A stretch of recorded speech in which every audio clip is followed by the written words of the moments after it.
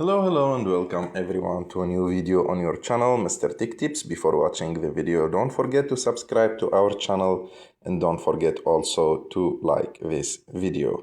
In today's video, I will show you how to delete photos on Redmi A5. So to do this, you have to swipe up, and after that, go to Files. In Files, as you can see, we have Images. We click on it. And after that, we go to the picture that we want to delete, long press on it. And as you can see, there is a recycle bin icon that appeared on the top right of the screen. We click on it, and after that, we click move to trash. And like that, you can delete photos on Redmi A5.